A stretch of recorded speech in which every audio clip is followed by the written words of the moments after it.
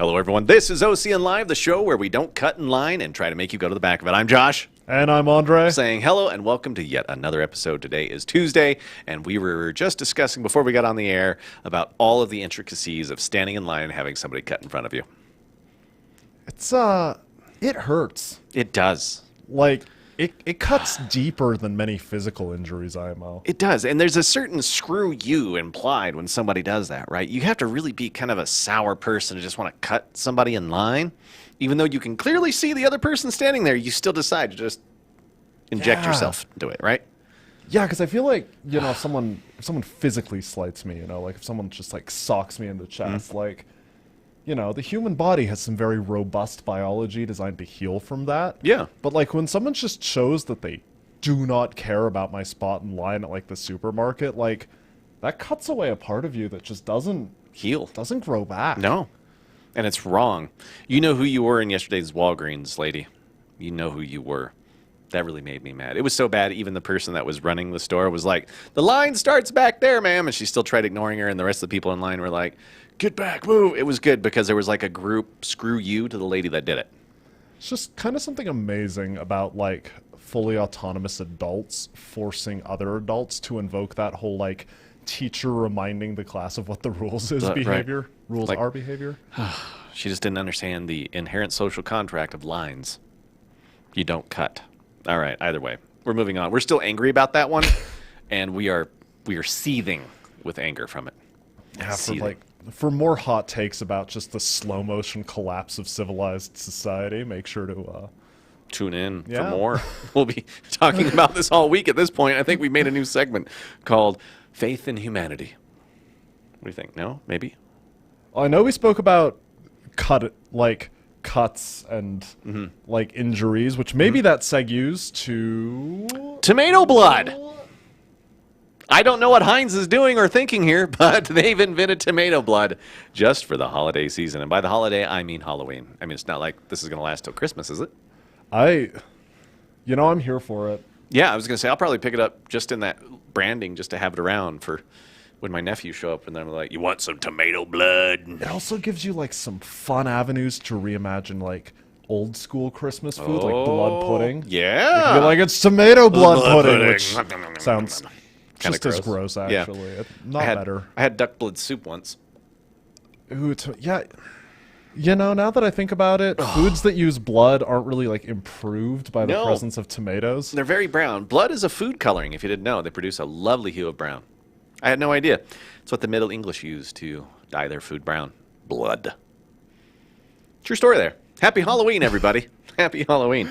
And Heinz is getting on the bandwagon with their tomato blood. So a special Halloween version of the popular condiment is available now in your grocery store. So before fake blood was invented, trick-or-treaters used plain old ketchup to create and adorn their bodies with blood. And I know I did it. I mean, it was relatively cheap. And when I shot all my black and white videos when I was very young, we actually used Hershey's syrup. Ooh, yeah, it works really well. Old school one. Technique. Yeah, absolutely. And believe me, I didn't invent that. I read a book somewhere because it was what was used in.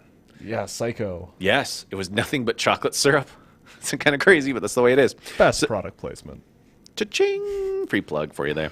This year for Halloween, Heinz is doubling down by launching a blood version of their ketchup, along with some ketchup-friendly costumes. Now through the end of October, you can pick up a limited edition bottle of tomato blood ketchup to put on your fries, hamburger, or Halloween costumes, or whatever else you may be eating for the holiday.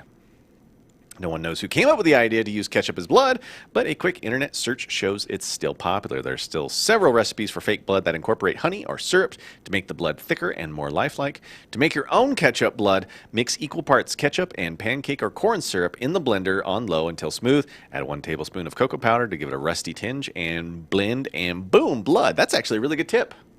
Did you write this? The cocoa powder's new for me. Yeah, I was going to say, I never really thought about that. Like, there's plenty of cornstarch and food syrup. Right. Yeah, we've all been there.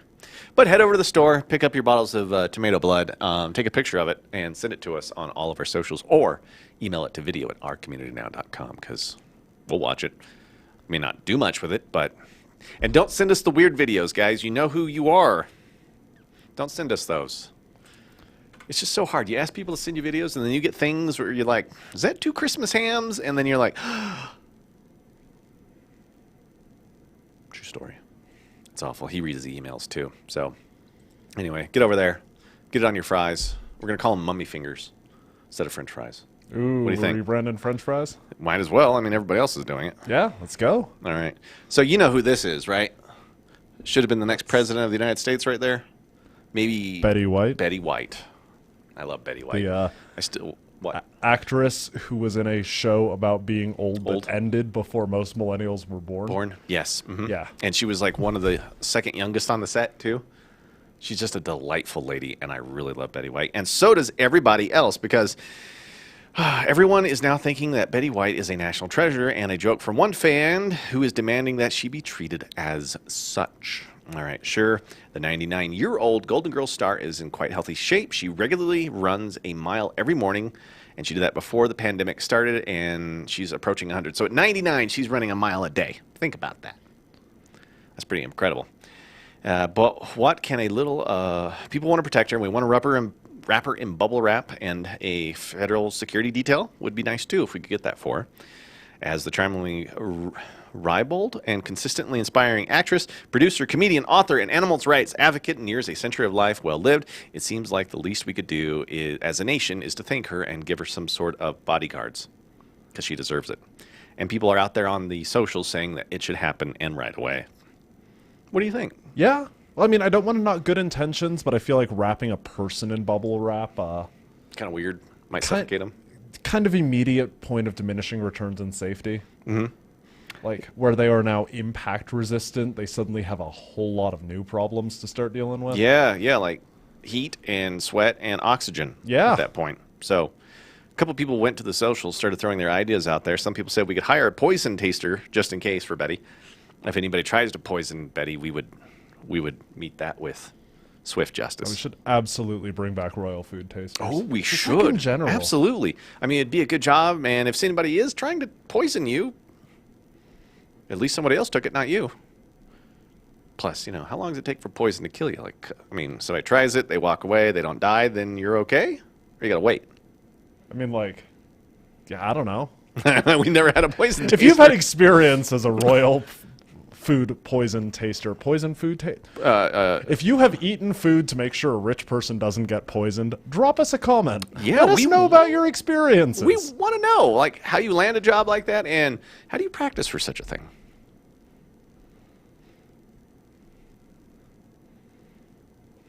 Either way, one person said that they should clone 100 Bettys in celebration of her 100 years. You want to clone Betty White? There are entire sci-fi genres dedicated to why that's a bad idea. Yeah. Oh, absolutely. Or you could change our nation's slogan to "Ask not what Betty can do for you, ask what you can do for Betty." Yeah, that's a good one. That one's not bad. I kind of like that one. You can make a buddy comedy about Betty and her new bodyguards getting into mischief around Hollywood. Oh, absolutely. I'd watch that one. Or you could discover the secret to eternal life so that Betty can live as long as she damn well pleases.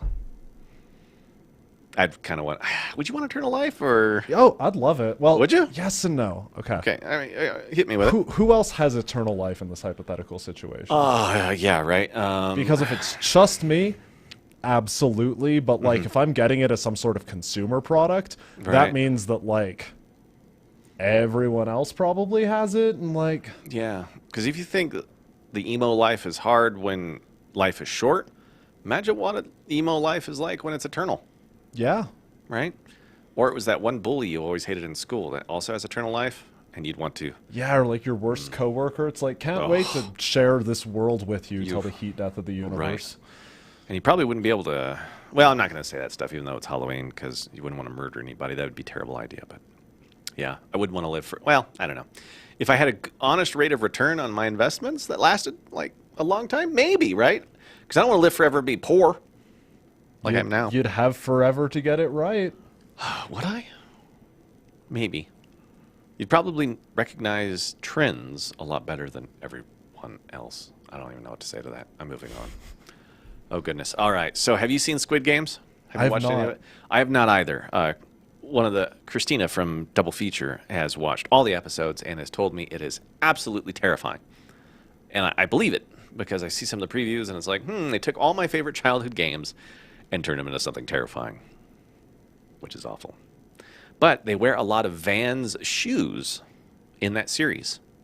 And thanks to that, fans is now seeing an increase of their white van sales by 7,800%.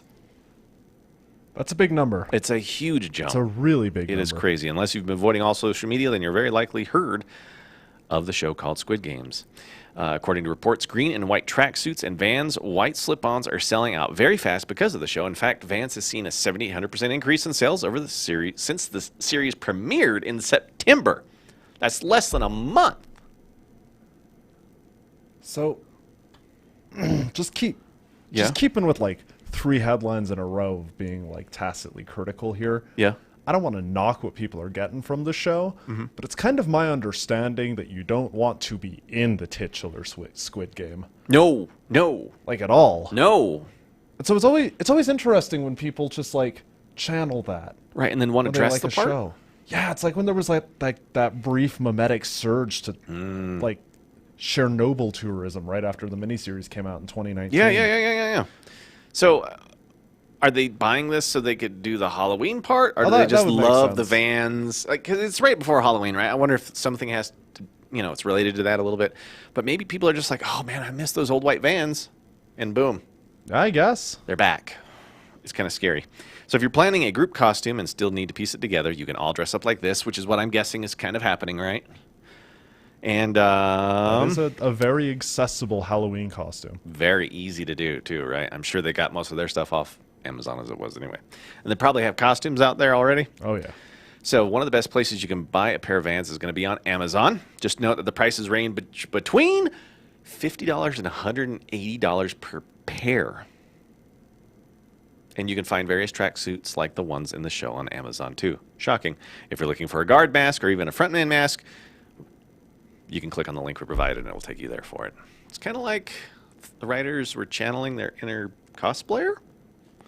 It's fun that you don't have to go very far anymore to start dressing like the villains of a like dystopian thriller. Yeah, you just got to shop. Yeah, at it's Amazon. so Oh my easy. God, are we in a dystopian thriller then? No comment. But You're scaring me. It's fun to think about. I don't want to be here anymore. Oh, the writer was Christina from Double Feature.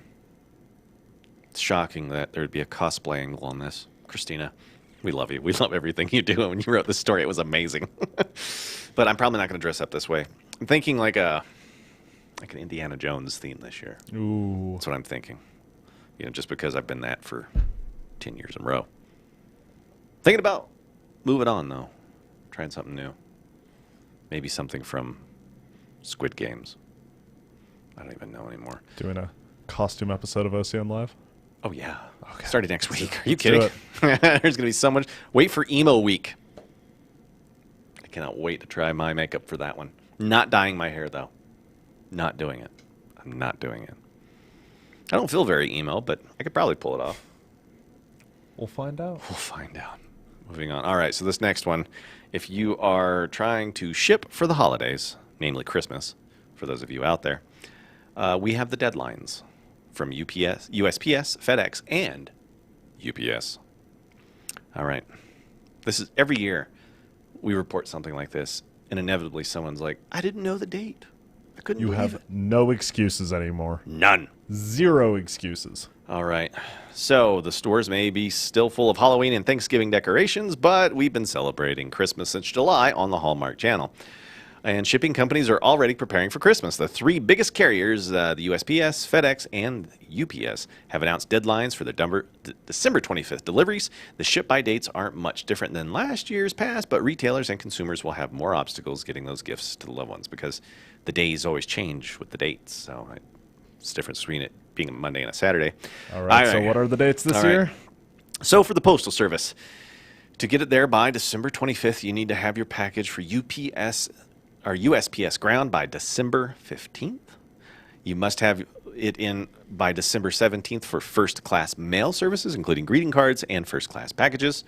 And December 18th, you have to have your priority mail service in there. And by December 23rd, there's priority mail express service. I didn't even know they had so many.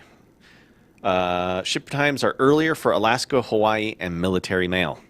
So, for FedEx, December 9th for ground, December 15th for ground, in the contiguous United States. December 21st for Express Saver. December 22nd for FedEx second day. So on the 22nd with FedEx, you could still get it there by Christmas. Oh, I don't want to think about like what that upcharge is, though. Oh, $150, please. And then December 23rd for FedEx FOPOSO extra hours. I didn't even know that was a thing. And the December 24th for FedEx same day. How do you pull that off? That's like some legit Santa magic right there. Yeah, whatever the reindeer are doing, that magic powder is working. So our UPS ground services varies. Check the website for a quote because it's UPS and we love them. December 21st for 3-day, December 22nd for second day air, and December 23rd for next day air. So share your thoughts with us in the comments below so we know. I've done most of my Christmas shopping. Can you believe that? It starts earlier and earlier every year. It does. And with everyone saying the supply chain's out of control and you're not going to get anything. We'll find out, We'll find out. When I worked retail, people would get into fights and call me really bad names like a mother trucker because they couldn't get boots because they were sold out. And people would threaten me. And this is the holiday cheer. It's just like, yeah, you know, because once Josh is adequately afraid enough, he will make more boots happen. Apparently, I can just walk into the back and find a magic pair that aren't there. But I've had people call me awful names. And you ruined our Christmas. I heard that. I don't know how people handle retail jobs, but you guys have a tough job. I know. I've been there with you. And if you're working retail this year, just be strong. Yeah. And if you're going shopping, don't be a jerk to the salesperson or the waiter or the waitress or the postal service person, right? We all have a job to do. It sucks. Most of us don't even want to work. But we have to. So just try to make it a little bit happier and a little bit nicer in the holiday season. Man, that felt like a PSA, didn't it? Yeah. It's October 19th. Uh-huh. And we're already plugging it because we know better. It's October 19th. I'm already dreading the poor people that have to work in retail. Oh, I remember them, like, when you work retail, they will have the schedule for, like, the holiday season already done. Oh, yeah. That way you're ready for it, right? Oh, yeah. And every year, inevitably, someone's like, I had no idea. I had to work on Christmas Eve. And that wasn't too bad. But when you work retail, it's a nightmare. Don't go to the malls. I mean, I guess I shouldn't say that, but if you've been to the mall during the holiday season, you want to run someone over with your car. Kids and all. That was too much. Was it too much? Just like for more anti-mall talking points, tune in to OCN Live every day. Oh, no. Well, gang, we're at the end of another episode, and we've done our part to try to destroy malls, and here we are. So right now I'm about to get a bunch of hate mail in a video at ourcommunitynow.com because he didn't like what I have to say. Happens every day. Every day. Mostly from my parents. True story. Mom and Dad, love you. All right, gang, it's Tuesday. Try to survive into Wednesday. I'm Josh. And I'm Andre. Saying have a great day, everybody, and as always, make sure to like, comment, and subscribe.